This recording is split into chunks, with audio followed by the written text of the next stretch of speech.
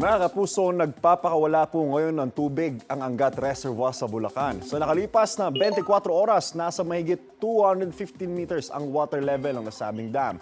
Lampas na po sa 212 meters na normal high water level nito.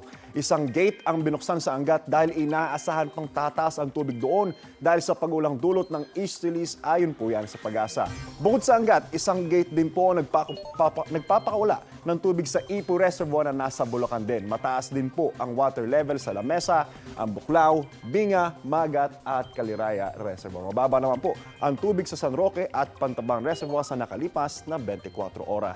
Ngayong umaga mga kapuso, asahan na po ang light to moderate rain sa ilang bahagi ng Cagayan Valley Region, ng Southern Luzon, ng Visayas at ng Mindanao. Base po yan sa rainfall forecast ng Metro Weather. Uulan din po ang ilang pampanig ng bansa, kasama po dyan ang Metro Manila, lalo na po pagsapit ng hapon. Posible ang heavy to intense rain sa ilang lugar, kaya maging alerto po sa banta ng baha o kaya naman ang landslide. Ayon sa Pag-asa, shear line ang nakaapekto ngayon sa extreme northern zone, intertropical convergence zone o ITCZ dito sa may Mindanao at easterlies naman po ang iral dito sa Metro Manila at iba pang bahagi ng ating bansa. Paalala po mga kapuso, stay safe and stay updated. Ako po si Andrew Pertiera.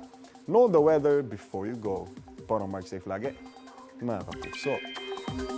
Kapuso, huwag magpapahuli sa latest news and updates. Mag-iuna ka sa balita at mag-subscribe sa YouTube channel ng GMA Integrated News.